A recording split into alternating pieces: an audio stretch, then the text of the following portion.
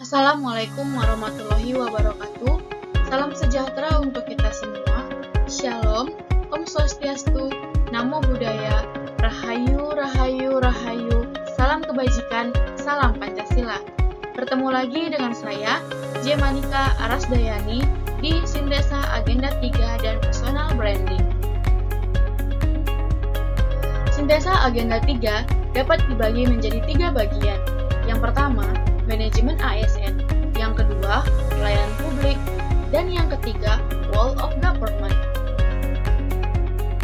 Apa yang dimaksud dengan manajemen ASN? Pengelolaan ASN untuk menghasilkan pegawai ASN yang profesional, memiliki nilai dasar, etika profesi, bebas dari intervensi politik, serta bersih dari praktik KKN.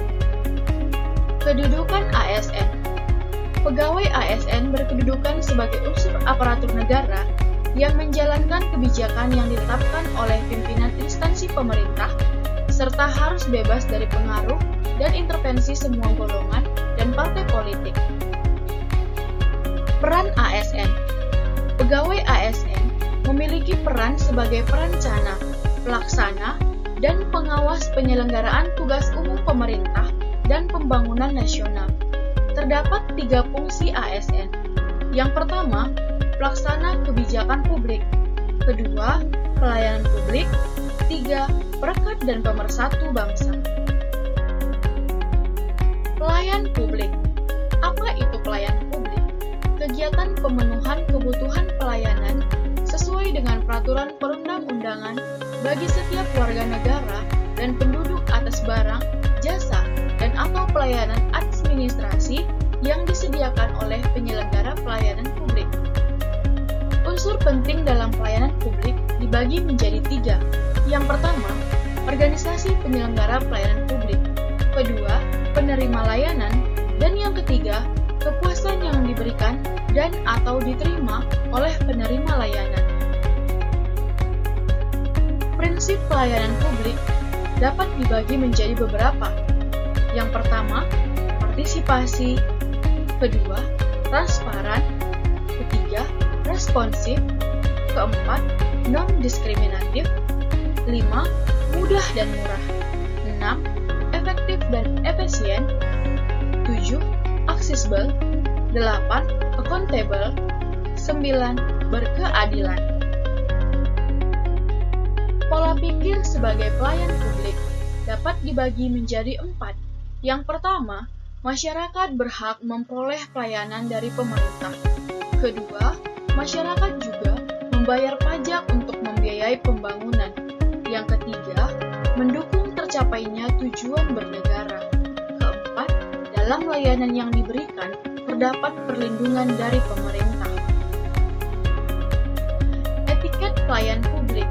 Yang pertama, sopan ketika berkomunikasi, menghormati dan menghargai, penuh perhatian, sikap suka menolong, toleransi, ramah dan bersahabat, sikap menguasai diri, dan mengendalikan emosi dalam setiap situasi.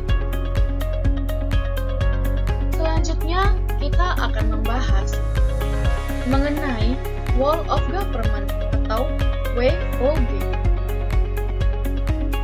Pendekatan penyelenggaraan pemerintah yang menyatukan upaya kolaboratif pemerintah dari keseluruhan sektor dalam ruang lingkup koordinasi yang lebih luas guna mencapai tujuan pembangunan, kebijakan, manajemen program, dan pelayan publik. Penerapan WOG dapat dibagi menjadi 3. Praktik WOG, tantangan dalam praktik WOG, dan jenis pelayanan publik yang dapat didekati oleh pendekatan WOG. Sekarang kita akan membahas yang pertama, praktek WOG. Praktek WOG dapat dibagi menjadi beberapa bagian. Pertama, penguatan koordinasi antara lembaga, membentuk lembaga koordinasi khusus, membentuk gugus tugas, dan koalisi sosial. Selanjutnya, tantangan dalam praktek WOG. Tantangan yang pertama, kapasitas SDM, nilai dan budaya organisasi, dan kepemimpinan. Jenis pelayanan publik yang dapat didekati oleh pendekatan WOG. Yang pertama, pelayanan yang bersifat administratif, pelayanan jasa, pelayanan barang, pelayanan regulatif. Yang menjadi personal branding yaitu ASN pasti. Apa yang dimaksud dengan ASN pasti? P. Profesional. Profesional artinya ASN memberikan pelayanan publik secara prima kepada masyarakat. A. Accountable. Artinya, ASN bersungguh-sungguh dan bertanggung jawab atas tugas dan fungsinya sebagai ASN. S. Sederhana. Artinya, ASN memberikan pelayanan yang mudah masyarakat. T. Transparan. Artinya, ASN berpartisipasi aktif dalam menyediakan informasi publik yang mudah diakses masyarakat. I. Integritas. Artinya, ASN bebas dari intervensi politik dan bersih dari KKN. Terima kasih.